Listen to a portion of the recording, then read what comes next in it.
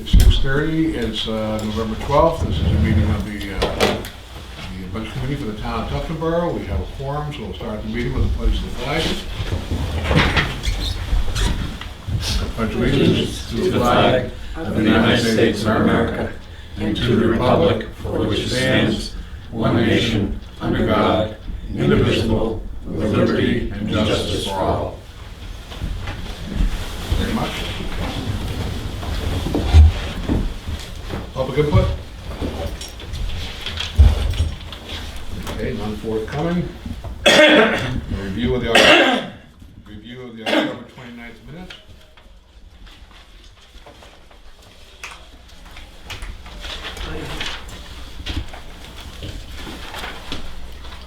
I have no comments. I would compliment Karen for doing all the minutes from the tape. That was very good. Oh, thanks. Yep. Was that easier or harder?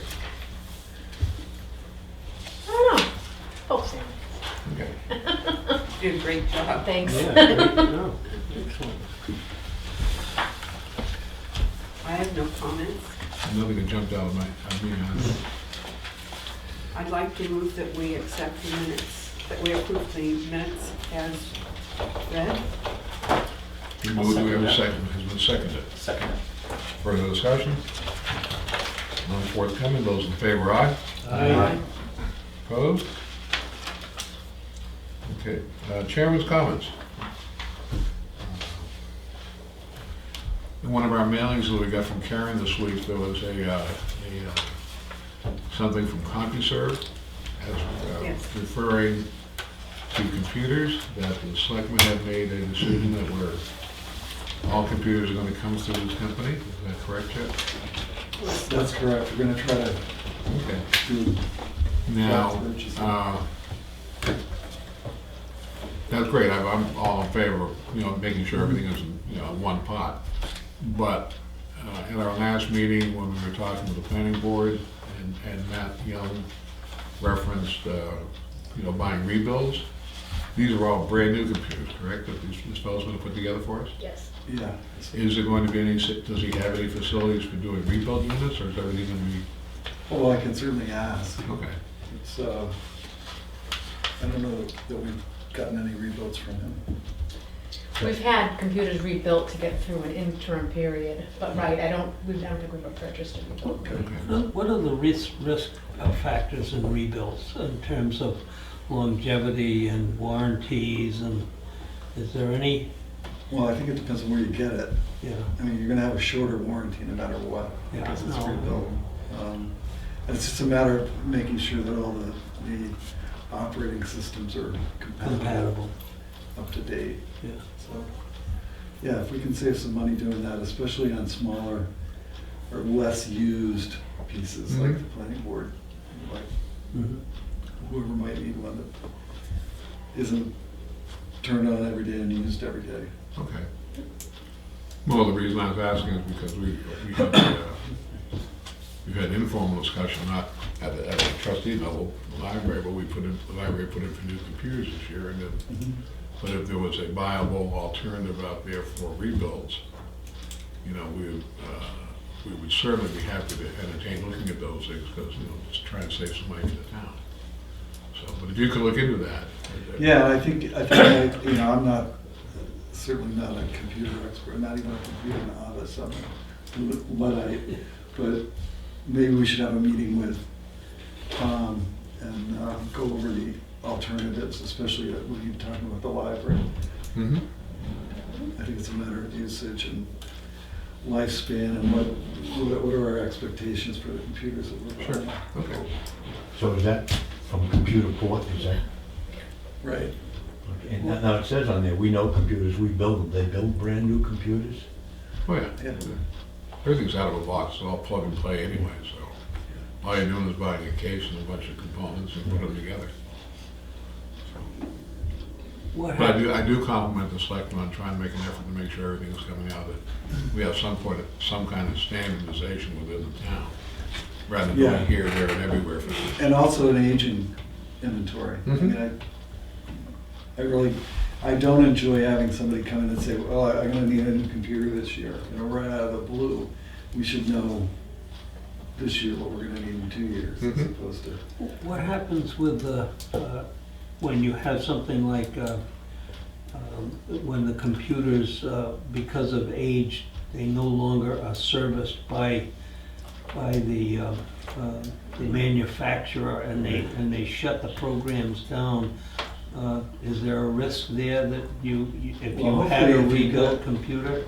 If we've kept our aging policy in place, you don't run into that.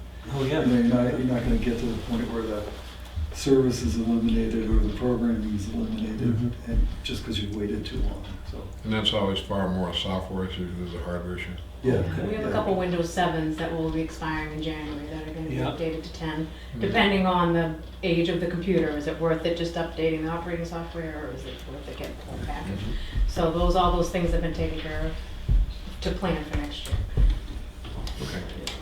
Good, that's all my only question on that. Other than that, I have no other comments or questions. So moving on to 4312, highways and streets. Hi, Jim.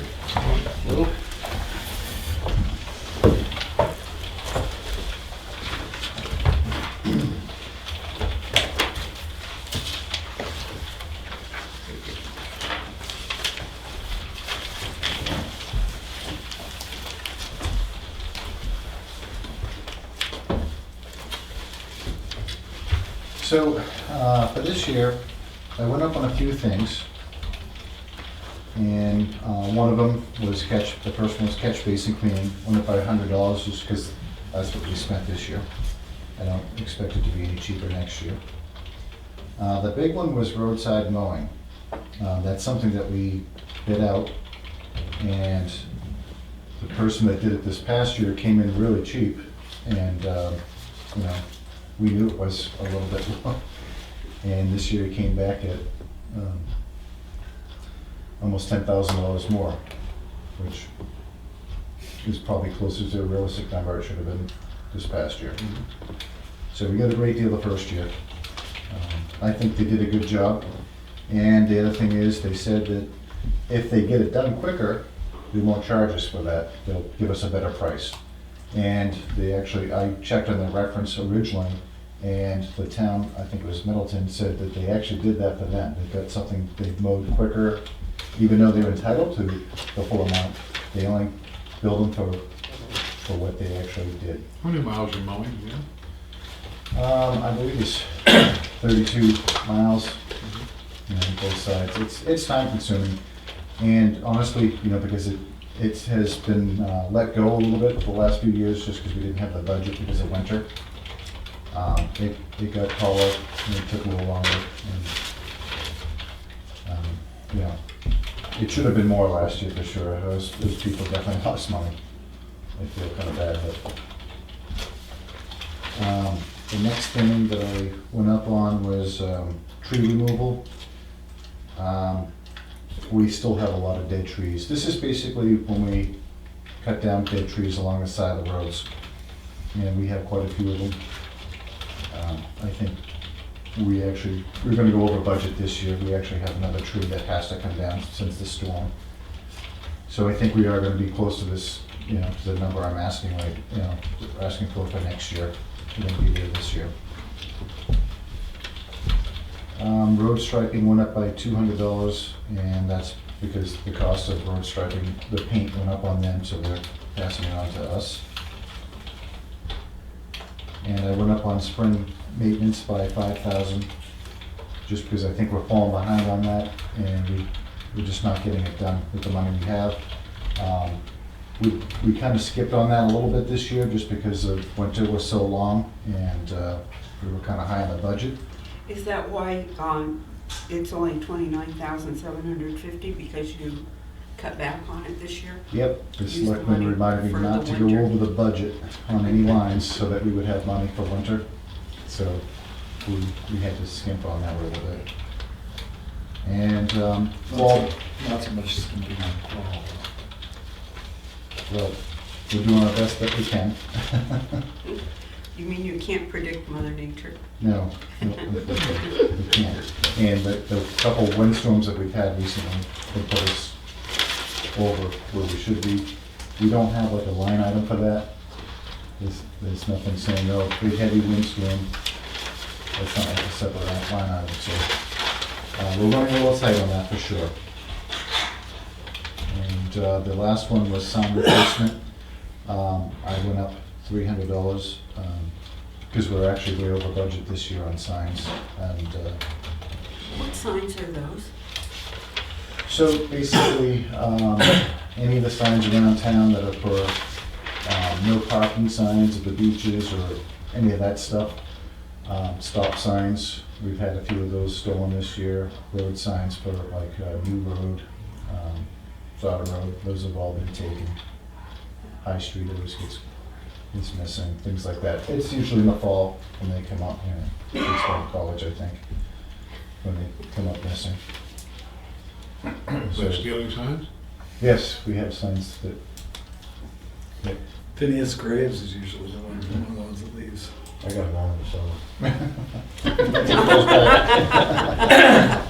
In the state of Colorado, there are no signs, when they have, mileage signs on the roads, there are no 420 signs in the state of Colorado. Yeah. They're all 19.99 miles That's- for obvious reasons.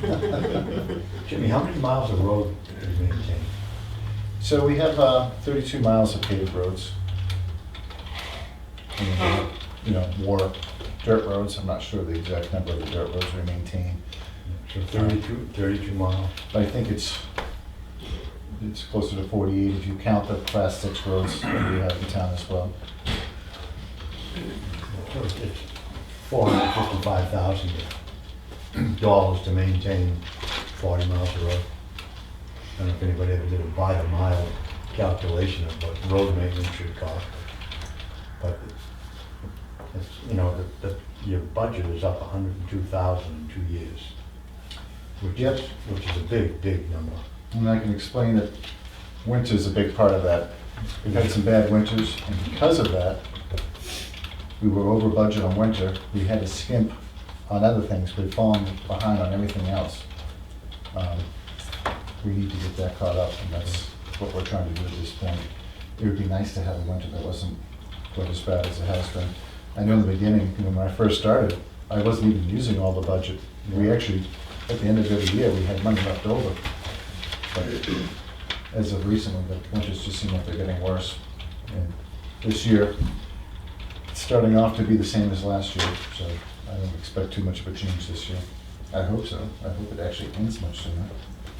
Gary and Jim's defense, we knew that this was going to be coming because the winter budget had just ballooned, so that we knew that things were, were falling behind. So when you fall behind on one thing, eventually you're going to have to catch up on others. So my question is that,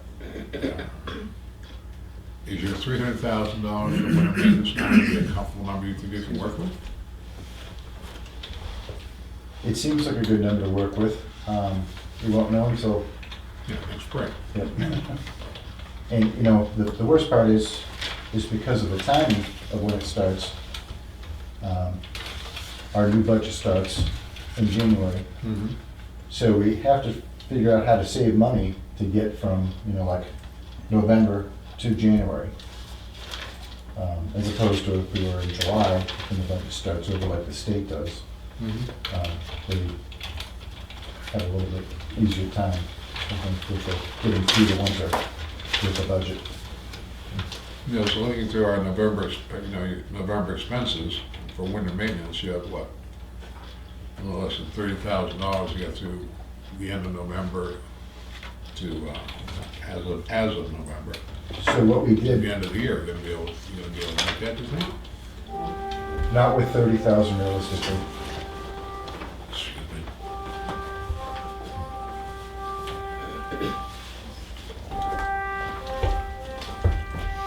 Song rolling. The Knights Templar calling. Yes,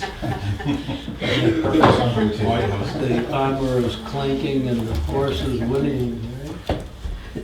So what we had to do is cut back on other areas so that we would have money.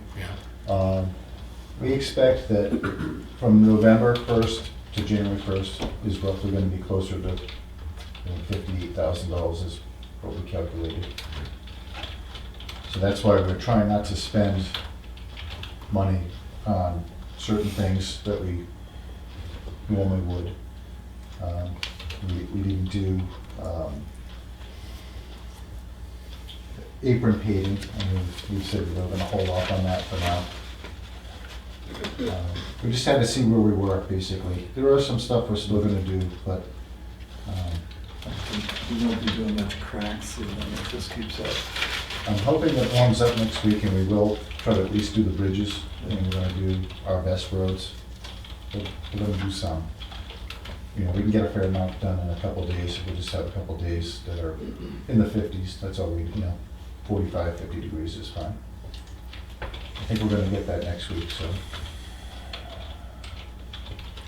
How current are you on your bills? So like the fall maintenance, it looks like you've got $33,000 in bills. Is there more to come of that, or Well- have they all been? So there's probably a little bit more. Okay. We're not done, and plus, yeah, correct, there are some bills out there Okay. that we have to pay. And you haven't paid yourself but about half of your stipend. So we're trying to cut back everywhere. So, yeah, I mean, we're trying not to go over anything that we don't have to. Is there any room to lose a little in any of these? Like, I just picked some out. You've got 10,000 for fuel, which you haven't used $10,000 worth of fuel. Price is down a little bit. Could you get by with 9,000? Yeah, I mean, It's one of those things we don't know. You haven't spent 9,000. But that's just one place I'm looking at where, Because we still have to haul in sand for the winter. We haven't done that. We're gonna haul in sand, we're still plowing. There's still some gravel maintenance that we'll probably be doing. So the truck will be used quite a bit. So, I don't know exactly where we're gonna end up. yeah, because the fuel is down. So your cost should Cost per be gallon. down a bit. My other one, Jimmy, another one, roadside mowing. Could you get by with 25 grand instead of 28 grand? We only have one bid, and it's 28,000. So that goes out to bid and that's, Yep. okay. But they said that it cost, if it took less time, they would. They would. Yep, they So said there we're is on that. And what's up with the crack sealing? What's up with it? Yeah, you get $7,500 in there, but yet last year it said nothing was done with it. We didn't have the money, honestly, last year to get in through the Yeah, winter. So there's 7,500 in it this year. We're gonna try to Is it do it. worth doing? Yeah, it is, because it preserves our roads and our bridges. You think it really preserves them? I don't see any. Not every road. Yeah. It's one of those things that you're supposed to start with your best roads before the water gets into the base. And you get to a certain point when a crack gets to be a certain size. No, it's a waste of time. But we try to seal the bridges just to maintain the longevity of those. That's our number one priority, is to go around and seal all the bridges. And then we'll do our best roads, like we usually do, the ones that we paved in the last 3 or 4 years, which aren't too bad usually. But so you might not even notice it, like when we crack seal them, you might not even notice it. Do you do that yourself, Jim? Yes, we have a crack sealing equipment for that, the town owns. Is that a rubberized product? It is, exactly. It is a rubberized product, Yep. it's not an oil base. No, it comes in cubed with rubber, basically we throw them in the heater and it melts them and then it pours out the bottom. Well, that's, Well, I was very pleased that your budget is only 4% over last year, because I know that you've had some challenges, and I know that the winters have been bad, so It was 4%. it rounds to 4%. Does it? Yes.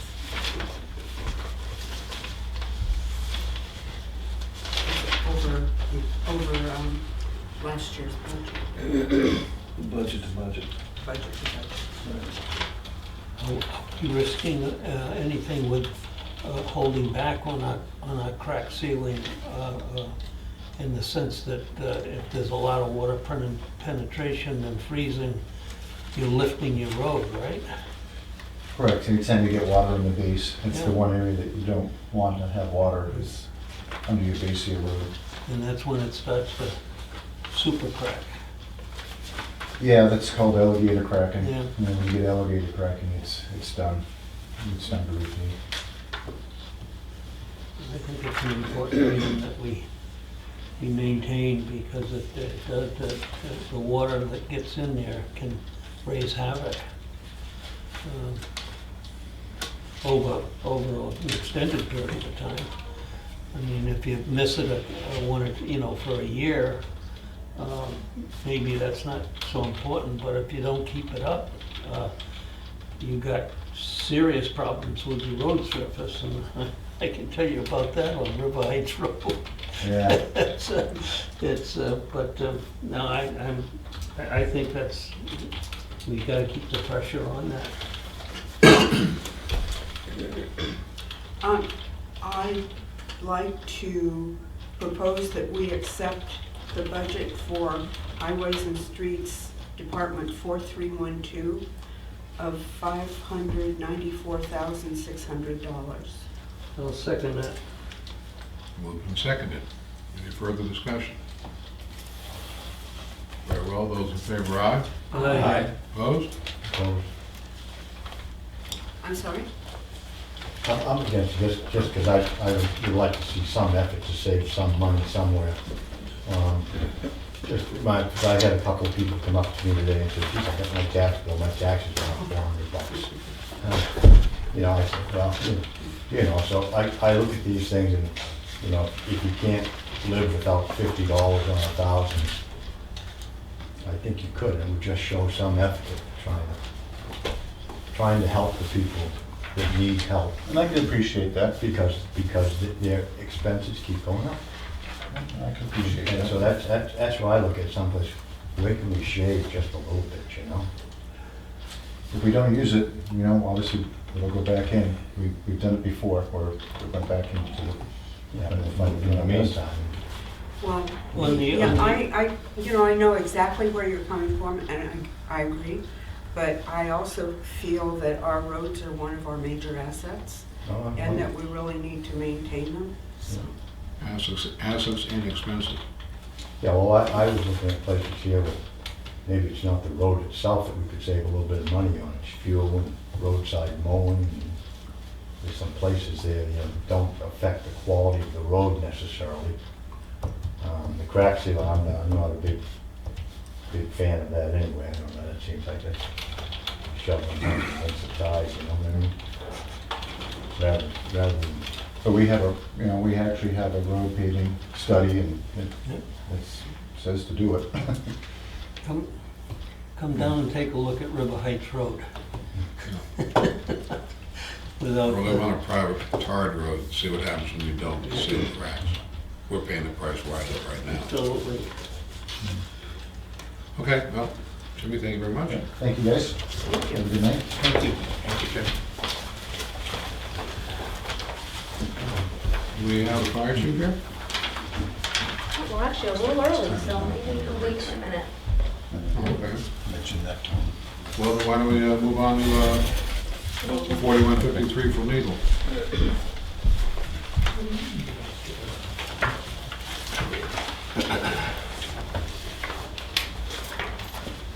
I had a question.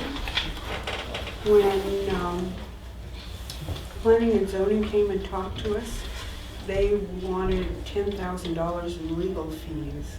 Is that what the legal planning is? Right. Okay. So we broke the legal part of each budget out into this budget so that we know what we're spending at the planning board, ZBA, conservation, cemetery. So it's, instead of just, a few years ago, we opened just the selectmen's legal budget and then we'll dole it out as we saw fit. And I think at some point, I wasn't here because you would have heard about it, but I think the legal budget started growing because of some lawsuits that had nothing to do with the selectmen, had everything to do with the planning board, with the ZBA, so we needed to allocate the pain. Why don't the trust funds need a legal fund out of curiosity? Well, I'm just curious, I mean, I'm not being argumentative. no, I'm sure you're not. You're asking me a question that I don't know if I can answer civilly. I don't really think they do need legal, but they feel they need some legal budget in order to get some legal opinion on, for instance, the library issue Oh, that we're right, dealing right. with, Yeah. when they disagree with the selectmen. So, Okay. And who is in charge of who is the head trustee of the trust fund? Chris Sawyer. But it's a committee, it's a committee, they're all elected, so it's, they're all, they're like the selectmen, they're all to blame. Well, there haven't been any expenses this year, so. Not so far, right? And I think, excuse me, conservation is looking for 2 instead of the 44 that they had before. And I don't know, Steve Wingate seems to think that's the magic number, but I feel that might be a little late. If it is, then we'll just tap into the selectmen's fund there, the old one. He's got a couple of different deals that he's working on. And the way the math works is when he gets his grant money, all of his fees get refunded. But it goes into the Theoretically, general but it's fund. still, I'm not sure if we're keeping track, so it's perfect, but we'll see. Well, it's only gone up 100% over last year, but it's only been $100. $100. Yeah, not 100%. No, I'm sorry, $100. But it's only 75% spent. I mean, there's still 14,000 that has not been spent this year. That's correct. Yeah, we still have So the rest of the year to go, however, and it's only 2 months. yeah, there's litigation pending. So I think the top line's probably gonna get pretty well tapped out. The planning board has spent $4,500 out of 65. I don't know what else they have coming up that they're gonna need that for. I attended a lot of those Farm Island planning board meetings, and, you know, the lawyer was sitting right next to the chairman, whispering in his ear through the whole meeting, and, you know, they charge when they start thinking about it, and then they charge for their travel time, and then they charge, he was at every meeting, and he met with the board several times before meetings. I mean, So there's gotta be more bills there someplace. right. Yeah, well, I'm There's sure that the $14,000 Farm left. Island was a big boon for the attorneys. Yes, there were We went on way at too least long. 4 highly paid attorneys in that room at any given time. And they're not as bad as Sandwich. I've heard stories about their issues, but it depends on the deep pockets on the plaintiff's side. On the conservation end, I believe he's gonna be close to $4,000 once he finishes this year. He's got some bills that are outstanding. So we've got $14,000 left, about. And then there may be some leftover, but there won't be an awful lot of leftover. Do you suppose if we go back to my 5%, help everybody out, that if we went, for instance, on legal, 5% would be $2,200, Right. so it'd be 41,800. 10% on legal planning would still be $9,000 left over, which is far more than they have had. And, what did I do here? I got another one down here. 500 for the trust fund? No, I left that one alone right there. What was the, I took 10% away from legal conservation, which would be $200. Bring that down to $1,800. And I left the 2 500s and the 6 alone because they're such a small number anyway, which would bring the entire thing down to 54,200. Which is not, But, we Instead of gotta raise an 57.6. issue of, this 5% or whatever the percent, in many cases, for instance, CBA, you've loaded it by $500. Okay, all we need is another Dietz problem that came in where we had to go to the Supreme Court and we were found to be correct in our decision. But the legal fees were astronomical to do that. And, we won the case, but it cost a lot of money to protect against that. $500, you might as well make it zero. Because if we have to go and defend a decision on an appeal, we're gonna get slammed because we've gotta go out and have the town protected legally. That's true, I agree, but you never know if And we those don't things are know. gonna If. come up. We don't know, but, You don't know, so. but you I know, mean, what you're doing is Well- pushing, if it comes, it's gonna be a real hurt. Well, your That's- budget- Take care- That's when you should deal with it though, when it A comes. a budget Yeah, but where is that is gonna your come best from? estimate at this Where is that? It'll be dealt with at the time and it will, yeah, that's. Where are we gonna take it from? We're gonna take it away from, the roads? We can move money, but the problem But is. not that you can- much. if you look historically, the last 3 years, you've been up in the $50,000 range for legal. I think we're definitely gonna be over 50 this year in expended money for legal. I know. You can always cut budgets, I think you have to understand that we spend an awful lot of time looking at absolutely every detail on these things. We're not presenting you with a lot of fluff, or any fluff for that matter. So my concern is we can take a position that we're gonna just cut the budget by whatever, and then find ourselves with a special town meeting come up in August, because we don't have enough money to pay the bills. I think if we're staying the course here as far as the amount of money allocated. So I'm not in favor of going backwards. I'm not in favor of massive expansions either. But I think it's pretty apparent that if in the last couple of years you spent around 50 or 55,000, there's probably a good likelihood you're gonna spend that same amount next year. well, and you're still in that ballpark, Yeah. even if you reduce them just a little bit. But, well, We're not talking It's, $50,000 here, you're talking a Right. couple thousand. but when you're consistently trying to be conservative, you're not recognizing, the problem that can come at you in the future. Look at what we did with our, over the many years, we did with our buildings. And then all of a sudden, in the last 10 years, we had to play catch-up. And the people that we didn't catch up, they got away with it 10, 20 years ago. It's now on us. And I don't think that's good long-term planning.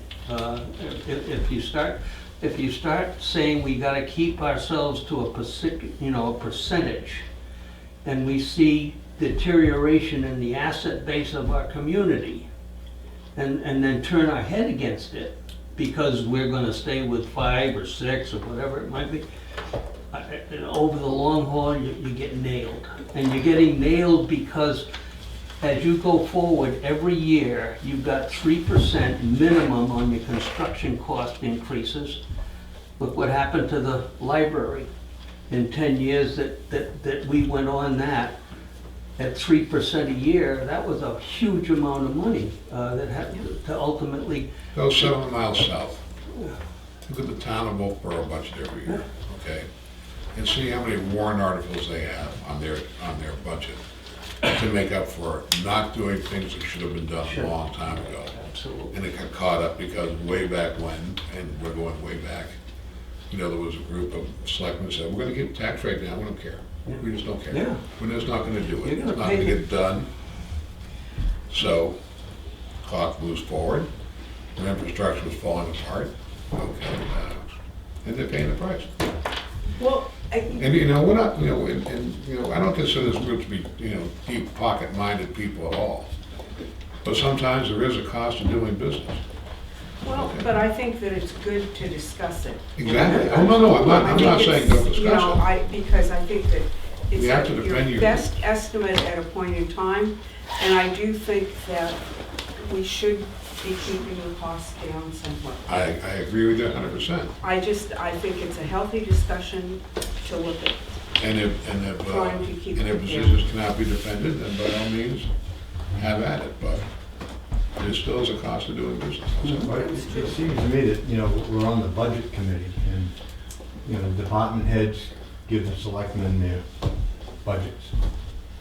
And the selectmen seem to just, okay, and it comes to us. Well, that's, Well, I think that's where you're wrong. Yeah, that's an apocryphal So it seems story. as though those numbers are always the same. They're always defended.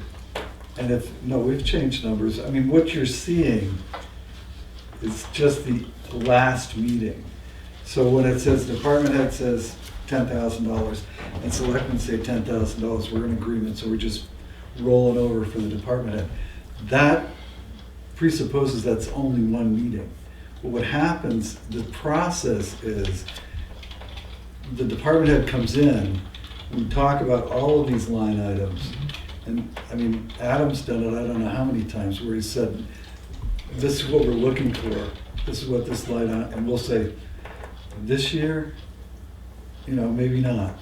You know, we can't do it that way, let's revisit this.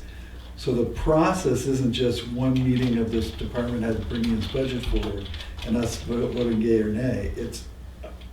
It's a longer process than that.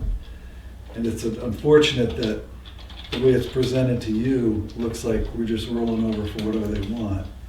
Yeah, 'cause that's what the numbers appear to say. Right, but That's not the process. Let's take it, that would make them a lot nicer people than us. yeah, but to support your, you know, well, I've been on the budget committee probably too long, but for, you know, 12 years, and we've been looking at, you know, and the thing that bothers me more than anything is this rubber stamp. There's no rubber stamp. We did our job for 12 years, we discussed it, we went through every line item for 12 years over that period of time, did our due diligence on what was, and the thing is, we're not protecting a specific number of people in Tufton Borough. We are here to protect all of the taxpayers of Tufton Borough, and to see that the community is well, is reviewed, and that we're looking at our future with CIP and all of these And things. the same thing's gonna happen to Barry when, because we've done this in the past, where you folks have not accepted the budget that we brought forward, or the department head brought forward, and voted a different number. Mhm. And prior to the final budget analysis or voting that goes on, we've reviewed the budget, adjusted our numbers. I don't know that it'll happen this year, but might, to reflect your concerns about that, so that we're in agreement about how the budget works. And we've revised our budget. So now it's gonna look like, well, the selectmen brought Barry a budget and they just rubber stamped it. Well, no, you didn't. You voted a lower number, but then we revisited it ourselves. We need a little bit of consensus here, or it just becomes bedlam. I mean, I agree with what you're saying. I mean, we've got a, you know, if we watch the pennies, the dollars take care of themselves type of approach.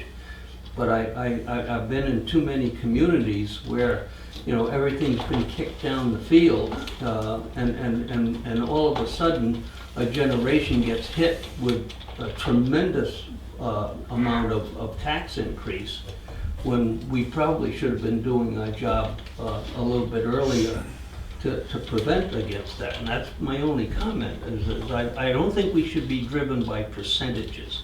I think we should be driven by the line items that we're discussing, with good impact from the people that are at the table, and the ideas that come up, and which we do, and working with the selectmen to look at the budget. But, no, that's merely my commentary, but I don't wanna push everything off to the next generation. I agree with that, but I don't think we're pushing legal fees off to the next generation. No, no, We're paying for But those. it's not, well, yeah, you are and you aren't. but I you mean, are it's- to it. If we don't incur the bill, then the money inures to the benefit of the undesignated fund balance. At which But point, it gets, that pushes down the tax rate next year. I mean, we've got a couple of cases, I don't know that we're gonna have any money left over on the selectmen's legal line, depending on when that I thought the utility litigation was done. utility litigation is pretty much done. We've still got, cable contractor gotta start negotiating, but we've still got some, potential court, probably, definitely some court time on the, Lower Beach Pond issue. So we've got a few things, and plus we've tried to clean the town up a bit. We've had a number of different areas that have a lot of junk,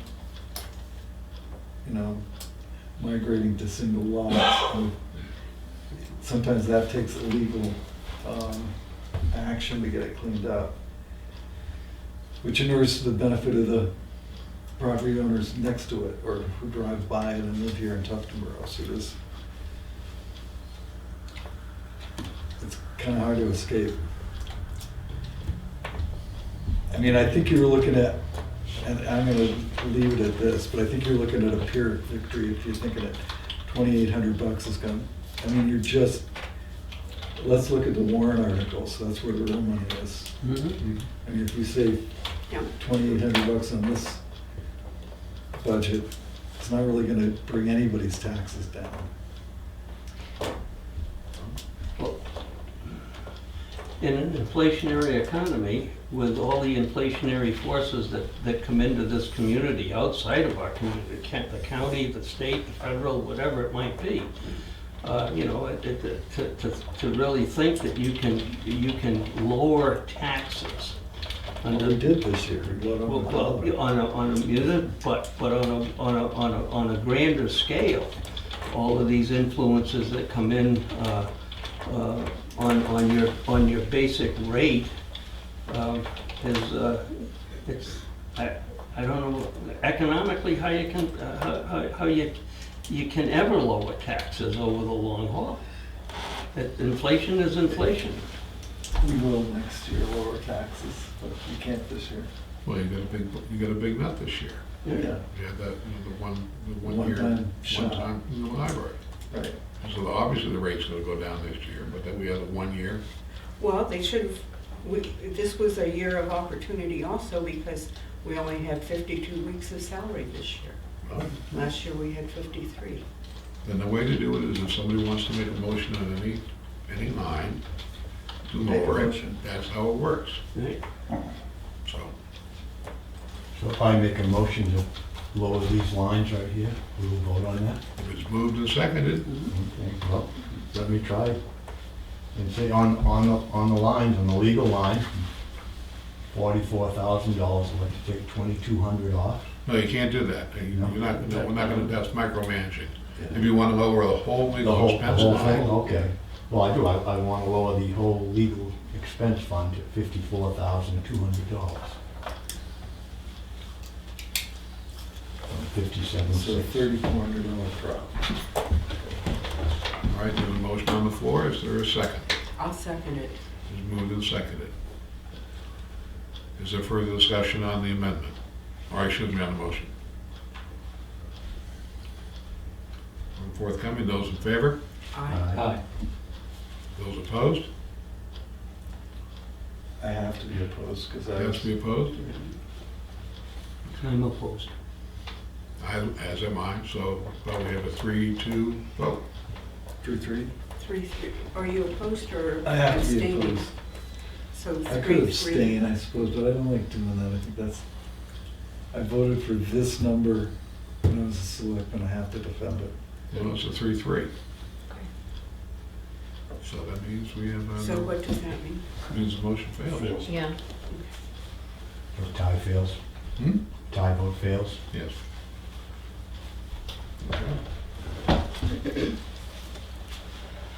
So we're back to the original budget item. We have a motion on. I move that we accept legal expenses number 4153 in the amount of $57,600. It's been moved, do we have a second? I'll second. Those in favor? Aye. Those opposed? Opposed. Okay. 5-1, is that right? Yes. Okay. Thank you, and thank you for discussion on the overall situation we are. Moving then on to fire department. Is there anyone else coming in? I don't think I can make. Thank you, Ed. Want to join the club?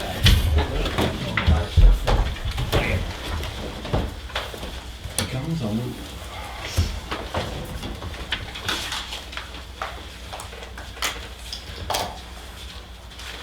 Yeah, Adam, before you start, I'd like to say something about what you submitted. I don't know anything about running the fire department. I know something about budgets, and this has got to be the most comprehensive, carefully done. I think I saw paper clips on here as a line item, I'm joking, but I'm sure there was a tremendous amount of work in here. And I think a We're lot trying to make it simpler of, I mean, for you to understand as far as to Yeah. go along. I mean, you know, not everything is the same. Some few things are up. I noticed that your salary was down, Okay, thank you. or the same rather, excuse me. Actually went down compared to this past year, 19 budget. And the same is true of all the officers' salaries as a total. So I think you worked hard to keep costs down. Thank you. I would just like to second what you said. You're always very well prepared. Everything is extremely well documented, and it's just very much appreciated, the time and effort that goes Do into it. you keep Caleb locked up in a room until he gets this done? This is one thing that I do. Caleb keeps everyone away from me while I try to get things situated as far as it does. Thank you very much for taking the time and actually reviewing the information, because that's an awesome thing to see that someone's actually looking at the different stuff and not just putting it in the folder somewhere and saying, you know, it doesn't matter, you know, type of thing. The select board had asked that I give you a couple different items as far as some further backup information. At the point in time, I didn't have that when I talked with them.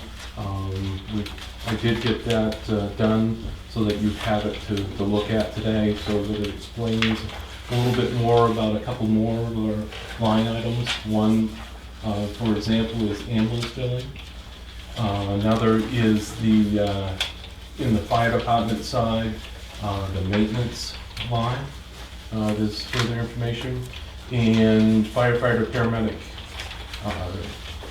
line, as far as under firefighters, firefighter paramedic Galvin, I've given you a complete breakdown of the hours that he has done, and he's the only paramedic that we have as far as that goes, and he does the bulk of the shift coverage that we do on Thursdays and Fridays. But when we get further into the Kind of a lucky budget, day when he walked in to volunteer, wasn't it? it was an awesome day. And I was very reluctant as far as paramedics wise, because we hadn't had good experiences in the past, but he has done very well for our department. I wish I had about 6 more. What is the medical, what is the billing? The medical billing is that when we received our ambulance, it got voted on for ambulance-wise. By law, we have to bill people for the ambulance transports. So we needed a billing company to be able to take care of that. Our billing company is Quick Med Claims, and there's a breakdown there of the ambulance billing. Our ambulance billing company takes care of all the billing, collecting. The only thing that we really have to do is that our secretary, any information that they might need as far as sent to them, she takes care of sending it to them. Anything as far as us getting paperwork resituated for a new year, as far as, you know, through Medicare, you know, insurance companies and things like that, they take care of all of that. For that, they take 8.5% of whatever that we bring in as far as money-wise. And it's been well worth it as far as it goes. There was a one-time $1,000, as you will see, startup fee for that, and that was it as far as that goes. But there are so many different codes out there today as far as in the billing fields to get insurance companies to pay and things like that. We could never stay on top of all of that stuff. A lot of different companies you'll see are putting out to these different billing companies just because you can't have someone on staff to take care of all that different stuff. They already know it all. So the $1,000 was a setup fee when we started the ambulance, and from there they take the 8.5%, which I had given last year's, and what we have done so far as this year, as far as the medical billing. So you would see that we paid $2,084.68 in 2018. So is that the 8%? That is the 8% and the $1,000 to start with them. So far this year, we have paid $611.96. If you look, I gave you a summary of what we did last year. We transported 26 times last year, and in the end, we made $17,874.96 that came back to the town. In total, the gross charges, as far as that goes, before any adjustments are made through insurance companies or write-offs or any type of different things that insurance companies require, whether it's Medicare or any of those, it was $45,770 that we had billed. Medicare pays a very small basis as far as the amount that they pay out. So you billed 45. We billed 45 in 17, yeah, 17,874.96. So, but it was more than we don't usually bring back money as far as it goes. Medicaid that should. And Medicaid is even worse as far as that goes. So far this year, we've transported 10 times.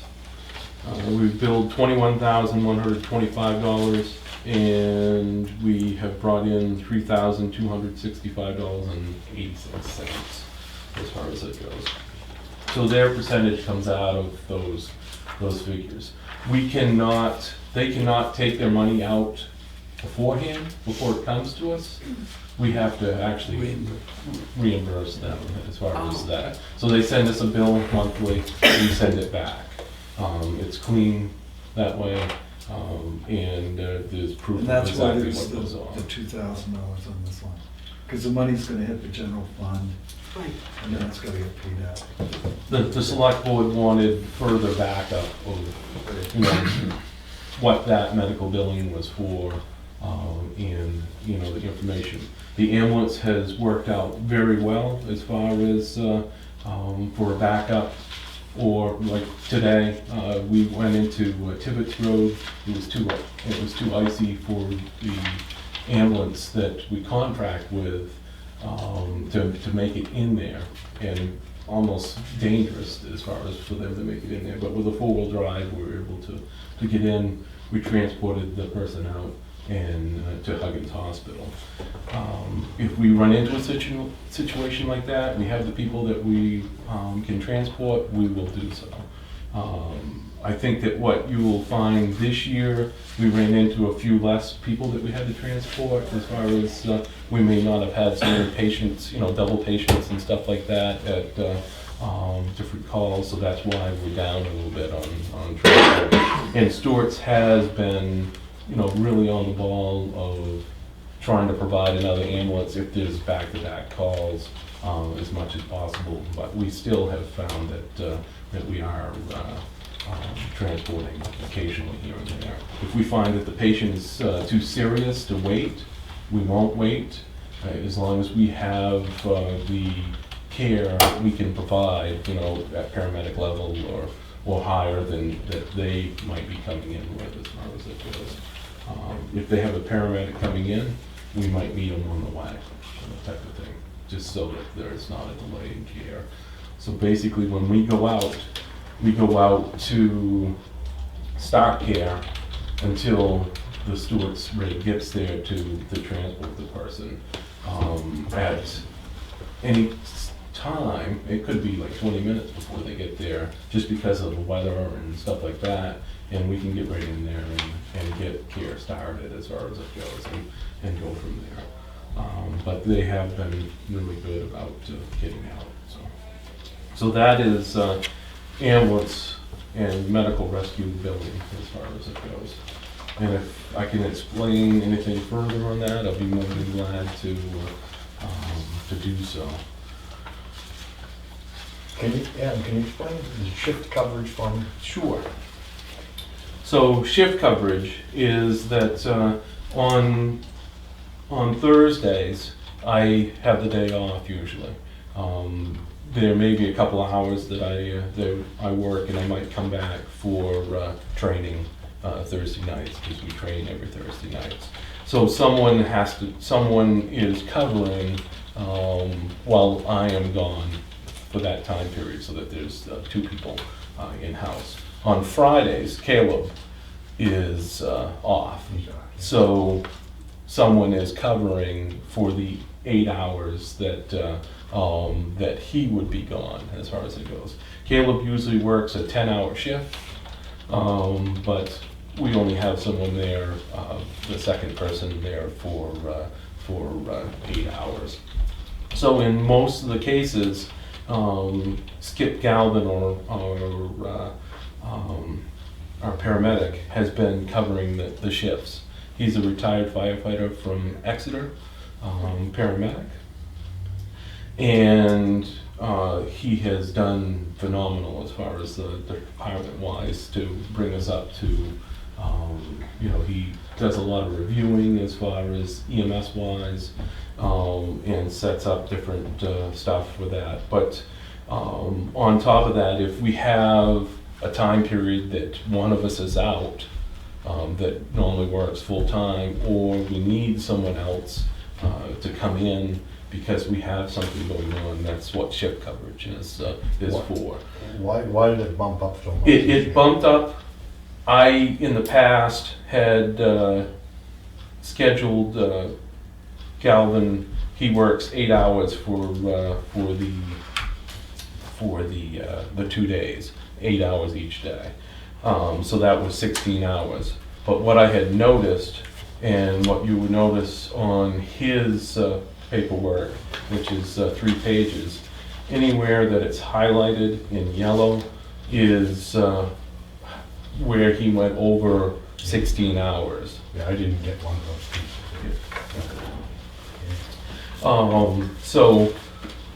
So 1 week he did 25 hours, another week 24, 135.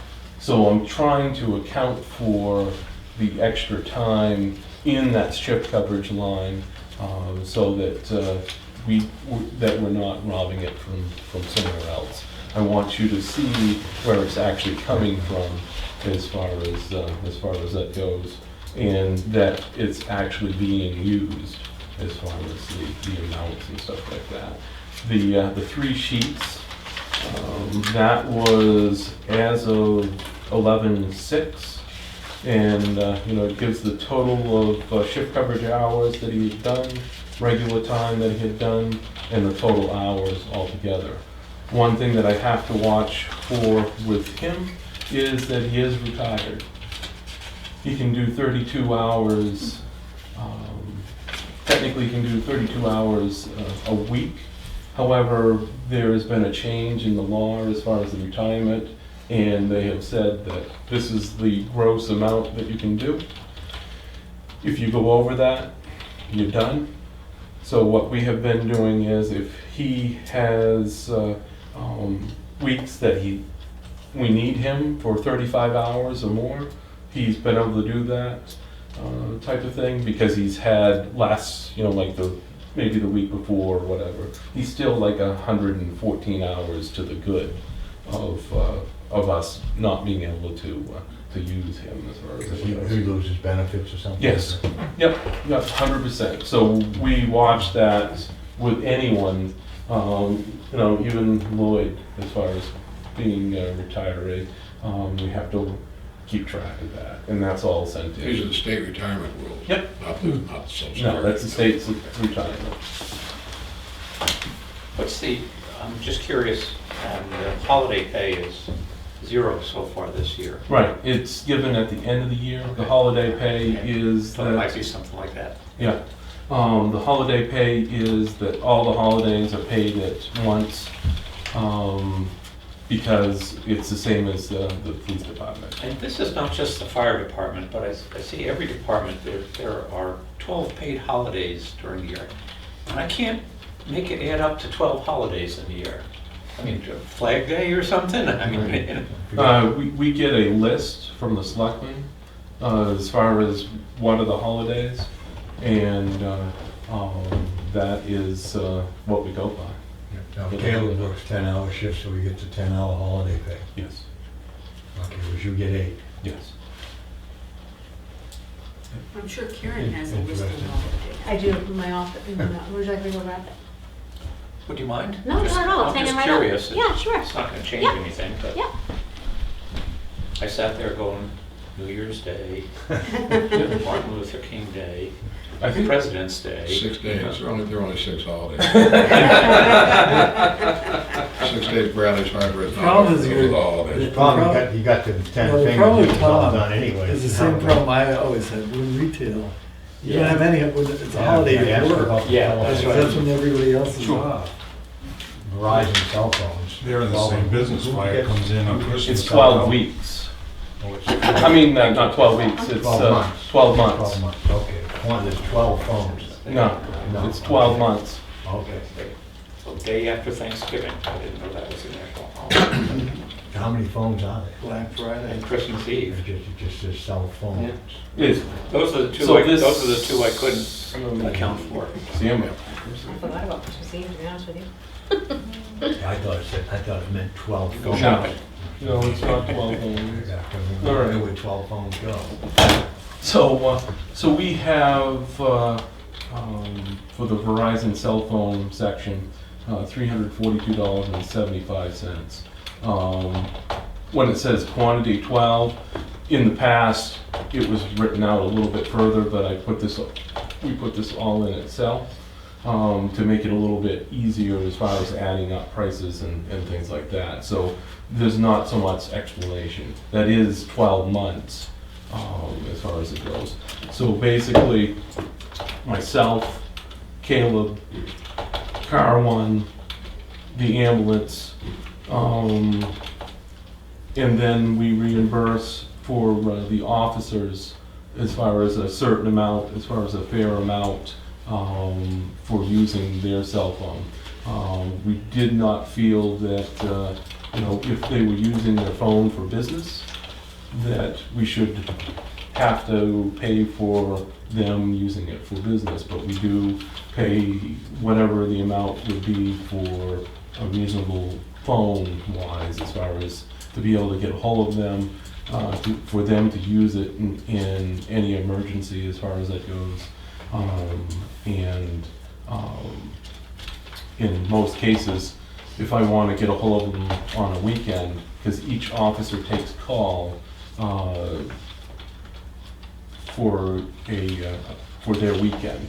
There's currently 7 officers, including Caleb and myself. So the first weekend I'd be on call. Second weekend Caleb is on call. Third weekend Kyle Joseph. Fourth weekend Frankie Tranchita. Fifth weekend would be Caleb. Sixth weekend would be Kenny. And seventh weekend would be Chris Morgan. So at any point in time, we have to get a hold of each other as far as different things, especially where our radios aren't working that great. Cell phones seem to work pretty well. They also, the dispatch pages us through the cell phones when you have coverage, as far as to be able to, I can show you.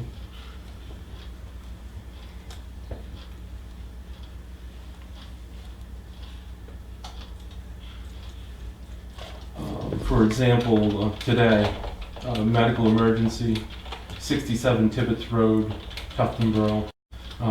So this will come out and ding in when you have coverage as far as it Yeah, so goes. it's all text messages? Yep, so a lot of times we're using the cell phones as far as for the text messaging or text messaging back and forth to them. I don't have in front of me exactly what we reimburse them. I think it's like $30 and change. So that is included in that figure when you divide that figure for $3,342.75. So this is $199 for replacement phones, that's 2 phones, not 2 months, right? Right, On that list, right? right, that's 2 And the phones. rest of these 12 to 12? Yep. 12 months? Yep. And $199 in today's day and age for a cell phone is not thinkable, but we go with the cheapest phone. Usually it's either like $100 in shipping, and so we put a little bit further in there. We're not going for a $1,000 phone as far as it goes, but unfortunately with us, the phones get wet or whatever, so you have to think of that they may go bad. We have them in the light-proof cases, and they seem to keep them pretty well overall, but that's where that's at. What are you doing on office supplies this year? So, Yeah, it's a big jump. Yes, we are replacing 3 computers. Amount $921.67 a piece for the computers, and the server is due for replacement for $3,420 through our computer, the town's computer person. So that was something that was due last year and did not get budgeted for. We were able to put it off. And we were reminded this year that they were due for replacement. That's one of the things that, as a budget committee, we put it in the budget for you to look at. If you feel that it needs to be a warrant article or something along that lines, then that's where it's at. However, it didn't fall under the $10,000 category, so I had to put it somewhere in a budget. So that's three computers? 3 computers and a server.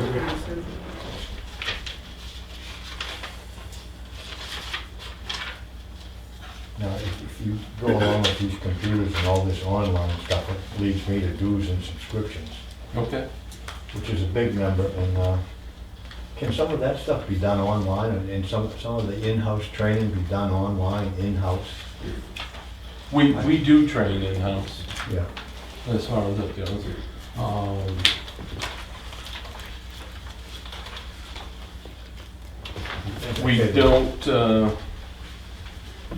We don't travel a lot because we can't, it's tough to get away as far as training as far as it goes. But for example, the National Fire Codes and renewal for $1,700, that is the code books that we have in the fire station. It can either be done on a computer. I like to have the books in hand because I can photocopy whatever I want from them. And if for some reason the computer is down, then I have the books there that I can go through. Either way, it's going to cost $1,700. You can either have it by computer or you can have it in a book. But that's a yearly cost as far as that goes. But that did go up by a couple $100. Ospey Valley Mutual Aid Association is our mutual aid agreement. Each department in the mutual aid pays $6,000. That gets you training, that gets you use of radios, that gets you ID information as far as ID tags and stuff like that. It also gets you as far as we have a system when we go to different calls that these little tags that we have on our helmet, you take them off and you leave them with whoever's in charge, and they know exactly who is there from your department. That is all taken care of. And again, as far as it pays towards radio upgrades and things that are needed. They also provide training as much as possible when you have firefighter ones and EMT courses. So $6,000 is cheap compared to if we went to the Lakes Region Mutual Aid Association for radios, and we would be upwards of $100,000 if we wanted to join them. So I thought that $6,000 is pretty reasonable as far as that goes compared to the $100,000 that Molten Borough in different areas pay. In their particular case, they go off of what the town's assessed at, how many calls you have, and a couple other things as far as figure-wise. So we would be a pretty high-paying town as far as it goes because of our assessment. So as far as dues and subscriptions, what ones in particular are you Well, I'm just wondering, concerned some of about? these newspaper subscription and a magazine, if they're not readily available online, instead of having a hard copy there, if they're, It would be, you can get them online, but you're gonna pay the same amount as far as computer-wise. And for the access. You still need to pay for them to be able to access them, as far as that goes. Sam's Clubs and BJ's. That is where we get, batteries, supplies, anything as far as that goes for bulk, as far as the fire You can department. buy bulk from. Yeah.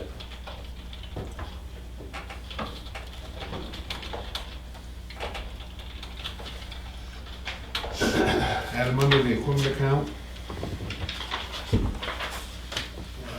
sets of turnout gear, 6 new sets of turnout gear. Is this new, for new people, or is this replacement for old stuff? It's second to the last sheet in the stuff that you gave us earlier. Page 21. Page 21.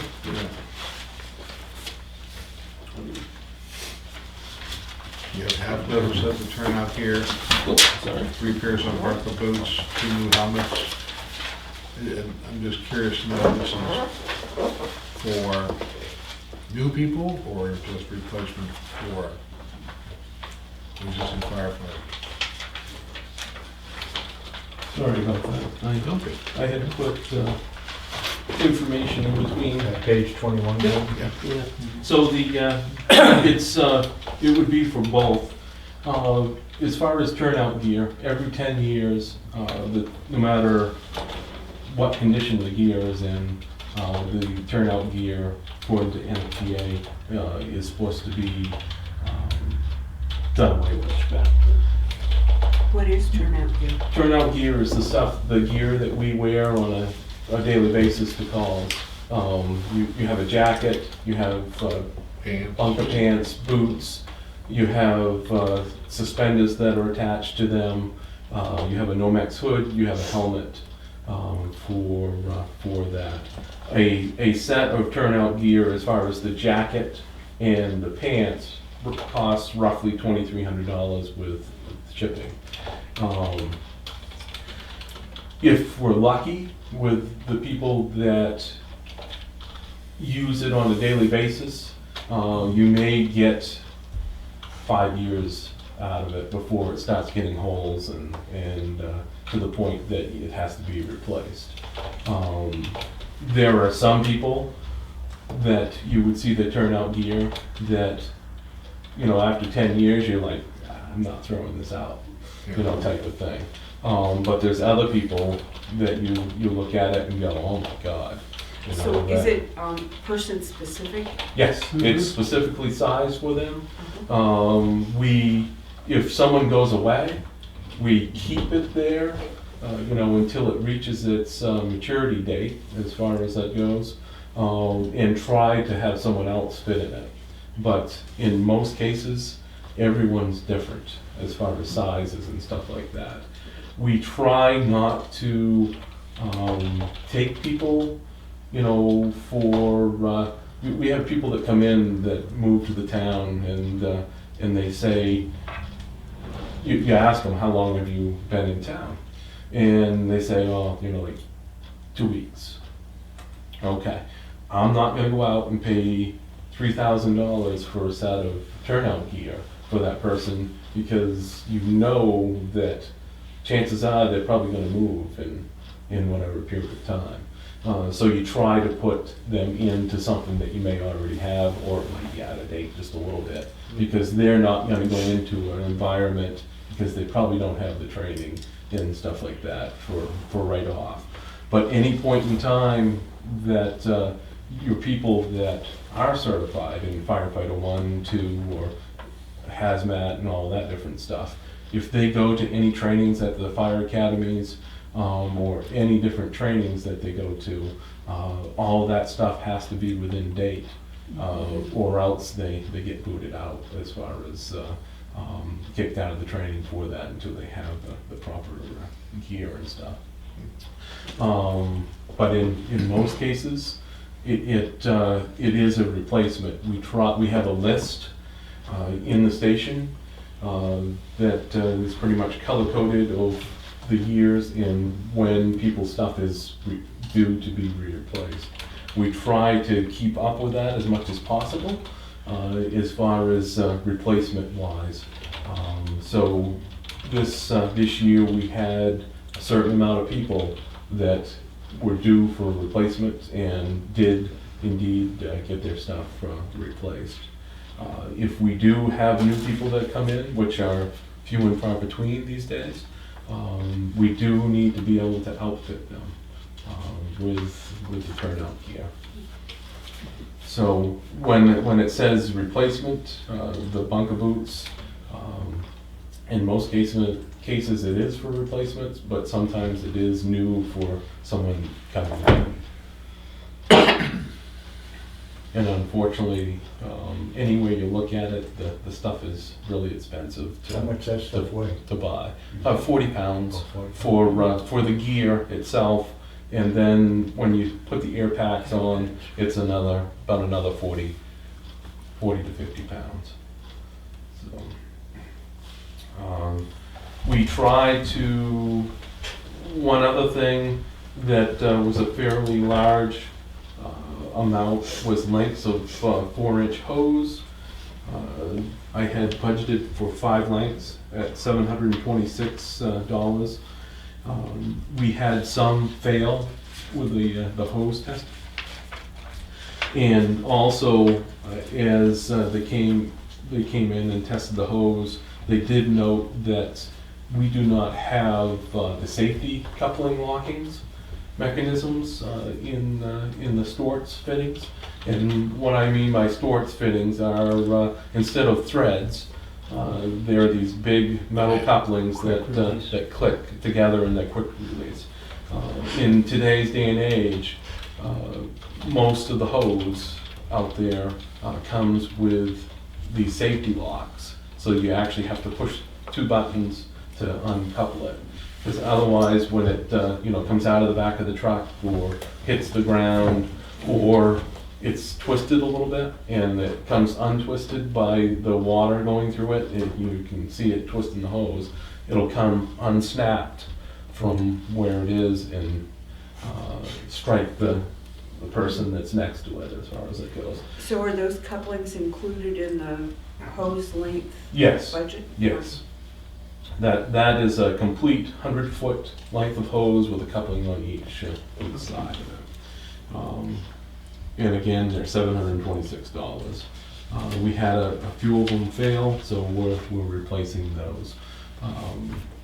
At some point in time down the road, hopefully we can replace, as it gets older, our hose that we currently have, our 4-inch hose, most of it's over 20 years old. But it's, as long as it passes the testing, it doesn't, burst when it's They tested. test every length, so they do it randomly? Every length.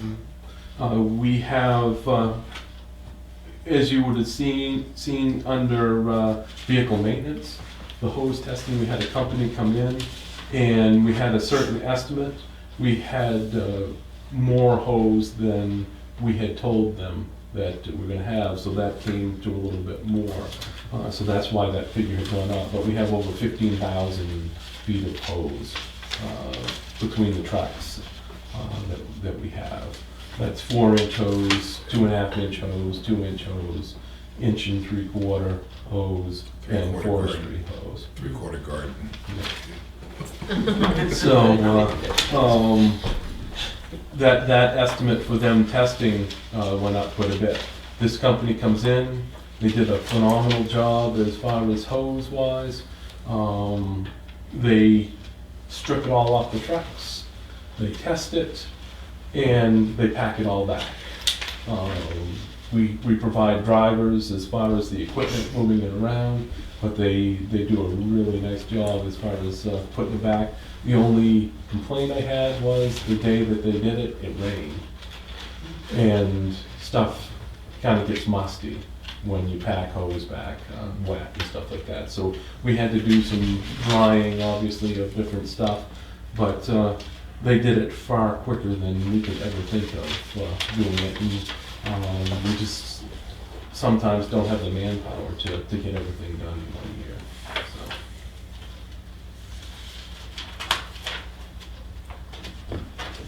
I'm sorry, but I know you've told me before, what are dry hydrants? Dry hydrants throughout the town. As you're driving around, you'll see a red pipe sticking up out of the ground, or it could be green, depending on if someone wants it hidden. So, for example, at Matt Young's house, if you were going towards the dump, or excuse me, the transfer station.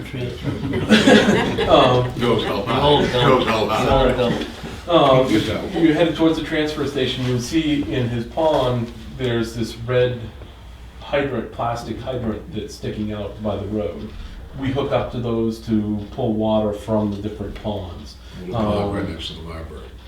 Oh, Yeah, the pond next to the library, next to, right over here across the street, the pond that's out behind the house. If you look out to the left, you'll see a green hydrant that sticks up out of the ground between the trees there that's kind of camouflaged. So that is where we actually hook up to them to draw water out if we need to for a fire. Or Why do they call it a dry hydrant? because the water is at such a level. So a regular hydrant is pressurized all the time and is wet all the time at a certain amount. The dry hydrants only come out to a certain level. They come to, if you saw them underground, they would go down like this, and then there's a 90 degree. The water is at the 90 degree below the frost level, and we have to pull the water up with the primer in the truck to pull the water out of the pipe. So a certain part of that pipe is dry, and so it doesn't freeze type of thing. We have a multitude of them in cisterns throughout town that we either try to keep up with as far as maintenance wise. For example, this year we're going to try to install one on the bridge on New Road that is up out of the water, and you put it down in the water when needed, type of thing. Just because it's a flowing area, as far as different stuff can come down and damage it, and in those particular areas, it's tough to get water from an area like that because there's only a certain amount of water in there. But you don't want to damage it through stuff coming down, if like logs or whatever, as far as it goes. So this particular hydrant is going to flip up. It'll be dry until you flip it down. As far as strainer wise, I can provide you with a picture if you have any further questions or further information on those. So anytime that one of those breaks, we need to replace them. They are plastic, or if we put new ones in.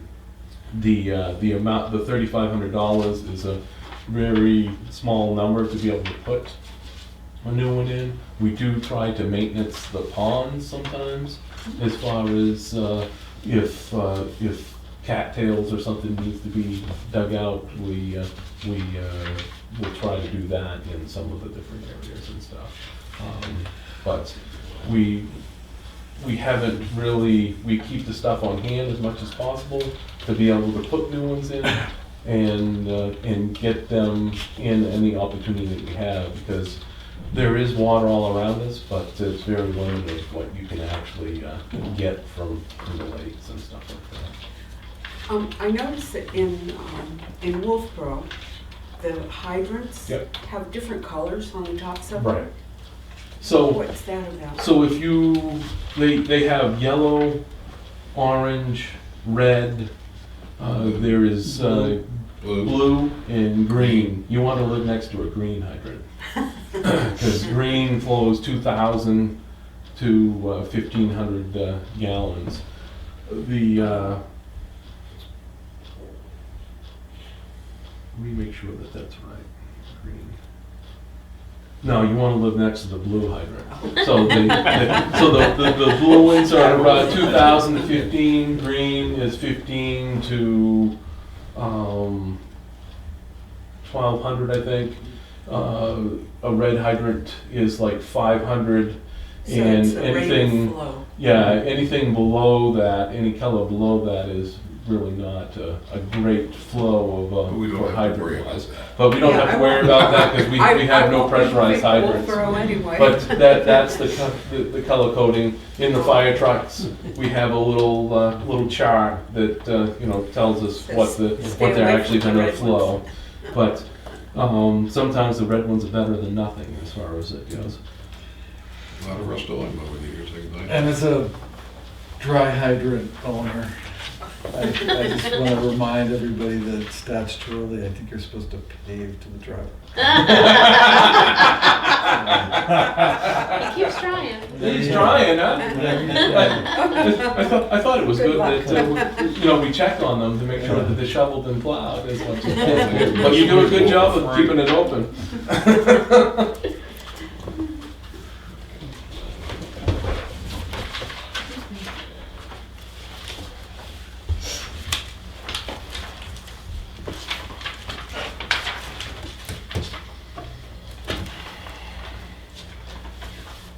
So with,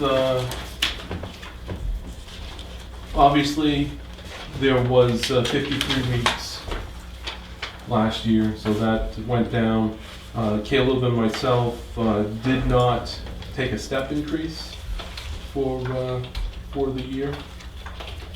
But we did put the 1.7% COLA. Yeah. I looked at the officer side of things, and if I did not see a officer coming out and I could cut something out of the officer side of things, we did so. I tried to reduce that a little bit. The firefighter side of things, I went up slightly in that particular category. One with the COLA, and two was that I see that there are some. We are using that more than the officer side of things, and I wanted to make sure that we had a reasonable amount in there as far as that we didn't go over on that line item.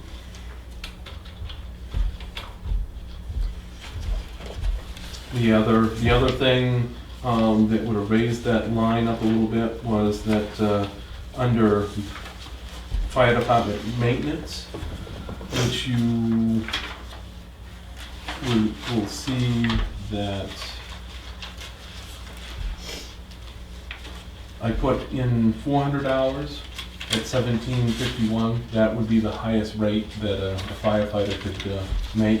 Not all of them make that, but with all of the different stuff, we go off the highest that anyone could make. So that brought that up to $7,400.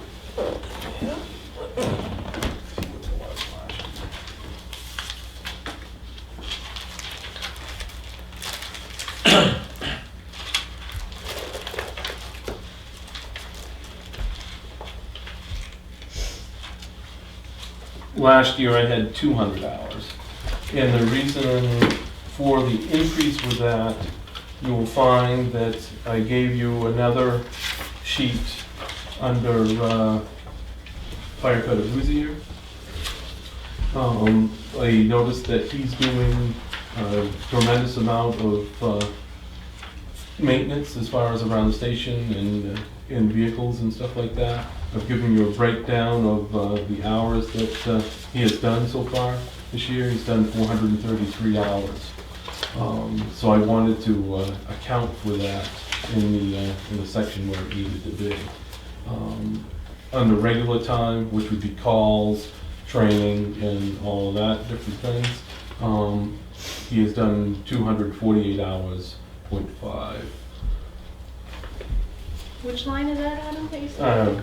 It's under firefighters, Okay, but it's broke down under maintenance. I see.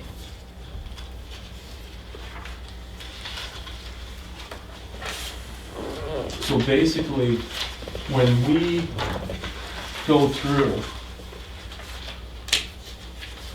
So are you saying that you included the Bouzier maintenance number in the maintenance line? I increased it because I noticed that we are doing But it's not, more maintenance.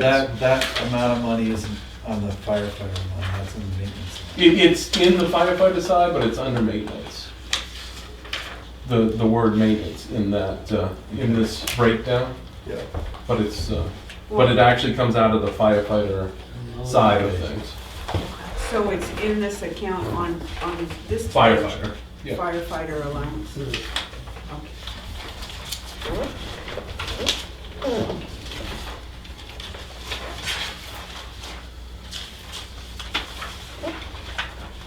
So everything, every day that something is done, whether it's a fire call, medical call, training, service call, administrative, maintenance, special detail, or shift coverage, paperwork is filled out for that. This is how we keep track of everything. This is how we are able to turn in the monthly hours for the firefighters, and it's all broke down as far as date, time that they went out, and basically as far as calls wise, as you know, the firefighters get 1 hour to come out on a call. If they were there for half an hour, it's still an hour. There are some departments that have a 2 or 3 hour minimum, but I think that is excessive in some cases as far as it goes. Yes, coming all the way from Canaan Valley, as far as a person, an hour doesn't seem like a lot as far as it goes, but you know, the people come out, they don't complain that you know, they're coming out nice and whatever. So I think an hour is reasonable as far as it goes. They're using the gas to get to wherever, and then we go from there for the different type of things. And we try to keep track of as much as possible of exactly who's coming out to the calls, and sometimes as far as when you get the ice storms or the wind events and stuff like that, it's tough to keep track of every minute that people are doing, but we do it as close as we can to that. This is kept on an event basis. Yeah, every day. So An every day that- individual could have 3 or 4 of these. Well, there could be, you know, a whole page of people on there, Mhm. or that an individual could have 3 or 4 of these as far as a day, as far Mhm. as what But they're it's on an doing. individual event. Myself, Caleb, Roswell Galvin, the secretary, we all turn a weekly form in that tells exactly what we did as far as during the day. The secretary has 7 hours a week, and that's usually on Mondays. And then, you know, obviously Caleb is 40 hours. I am 40 hours as far as its salary, and Roswell is a call member as far as it goes. If you get called out on mutual aid to another town, does the other town compensate you for, or the department for our time covering for them, or is that part of the whole mutual aid? That's all part of the whole mutual aid. Okay, all right. So when they come to us, we don't have to pay Okay, for I'm just- that. just as far as curious. it goes. Or as far as equipment. So like if we needed a ladder truck from Wolfboro, we don't have a ladder truck. They provide that, or from West Ossipee. That's fine, I was just type of curious. thing. Yeah.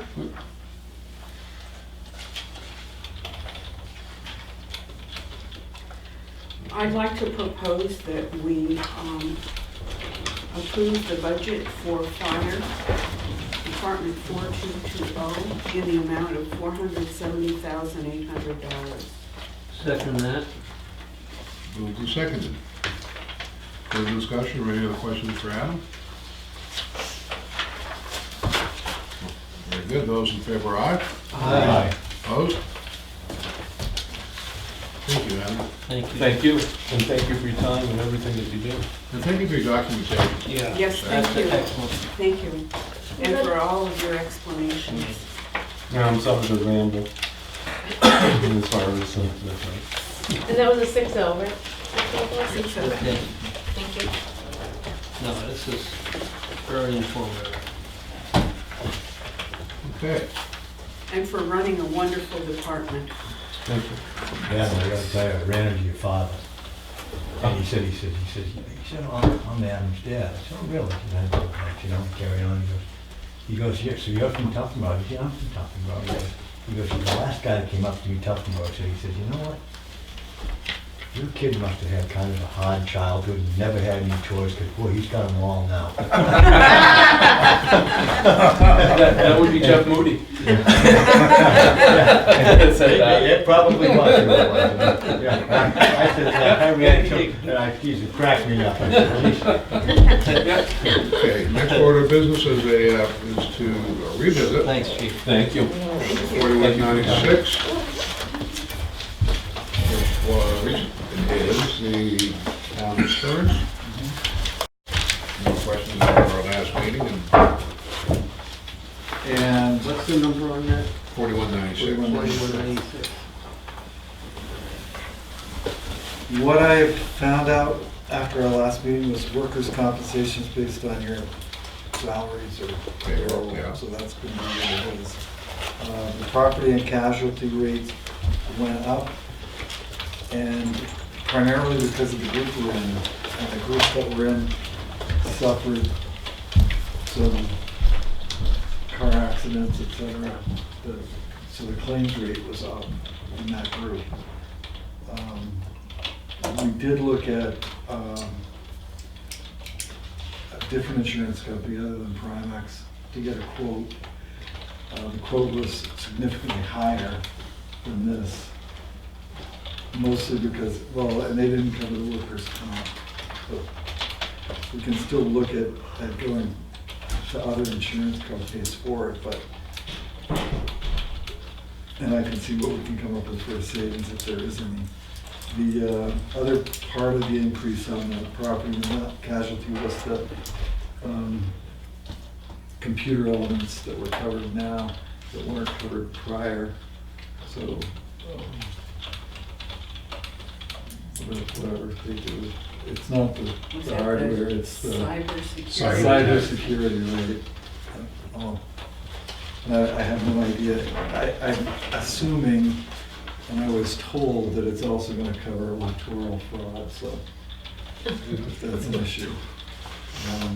Do you know if they were basing their comp rates on 2019 payroll or 2020 anticipated payroll? On 2019. Okay, so obviously it's got to be more because we have a 53-week year. Right. So.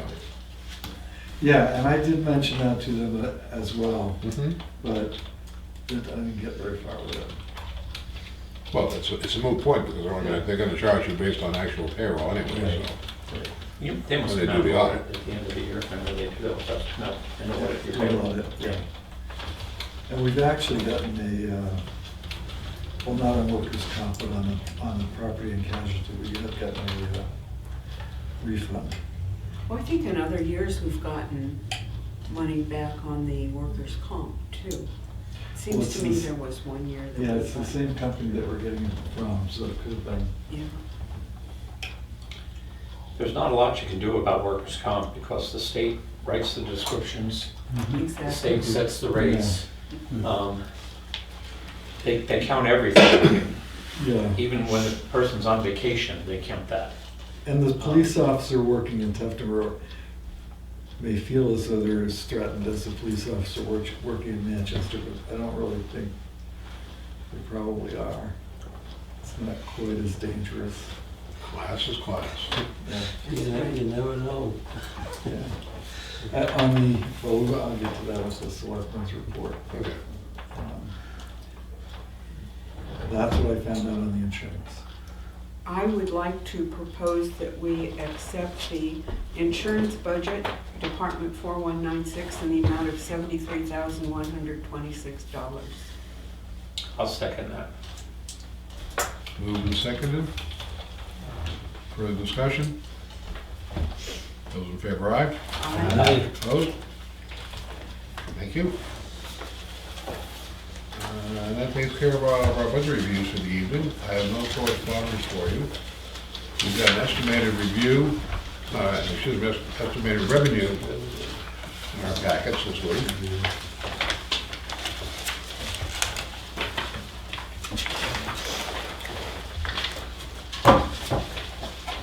Nothing really jumped out at me, other than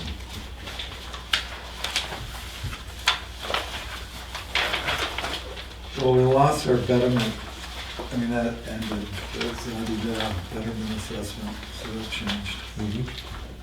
Um,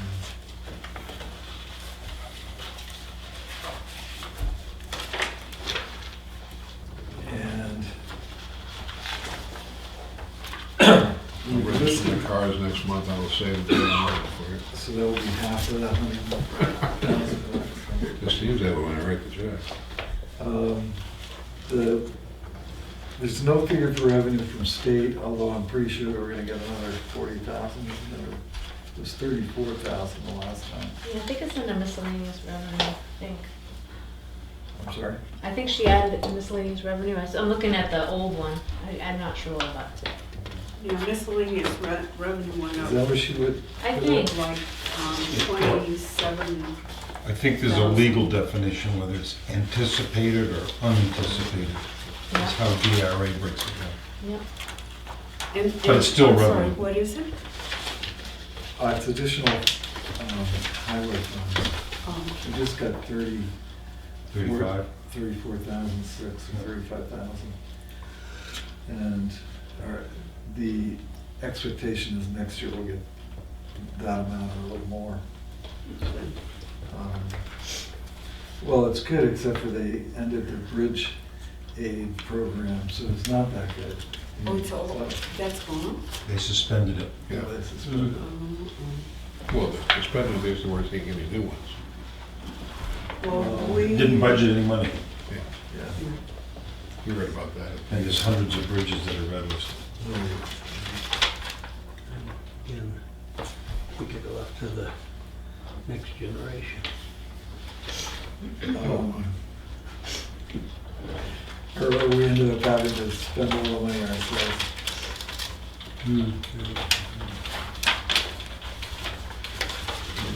Feed, tax.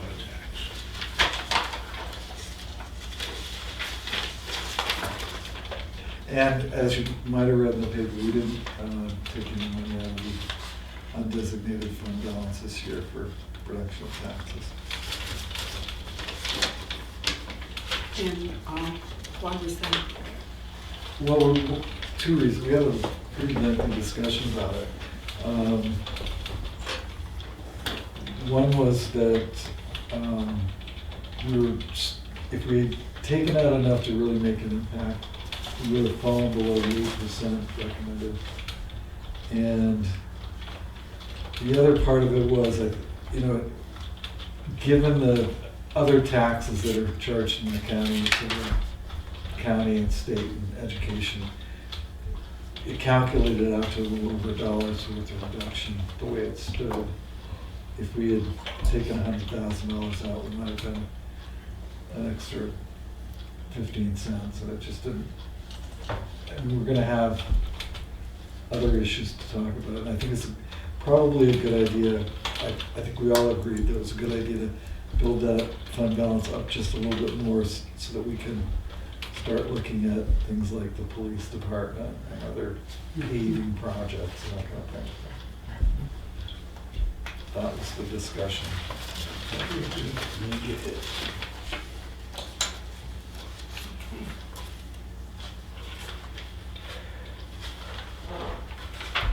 So this is everything, all the revenue except for the tax revenue? This is the additional revenue.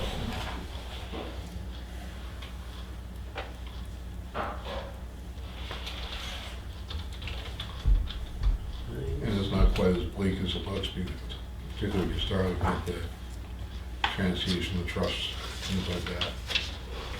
So we have hardly even dipped into the library money yet, outside the capital reserve. We don't have the transfer station, it's up over 100K. Yeah, well, we were pretty gentle on that number too, because, and that's in department income, 125,000, 16,000 in the library. I think that we always, or it's tending to be more than 125, but it didn't seem Need to be conservative. reasonable to make the number too big.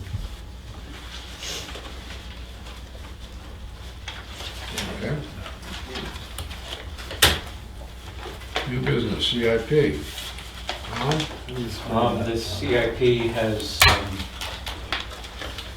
heard everybody's requests, and we are working on our final report.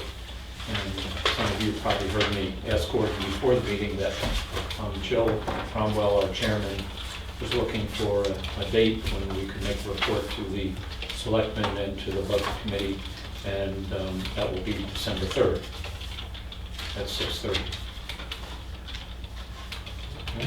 That will be in place of the budget meeting, or? No. Do we have a budget meeting on the third? Yeah, you have a scheduled meeting. No, usually we, Have that we, then go on.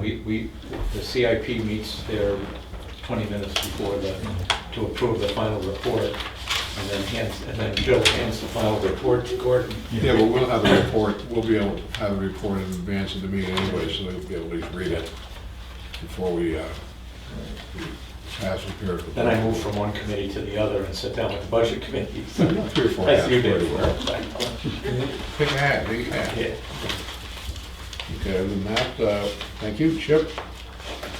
Yeah, the only thing I have to report is I don't have anything to report. We're waiting for one more quote on health insurance, which How's that coming out? it's pretty close, actually. Concord's coming up with three different quotes, I believe.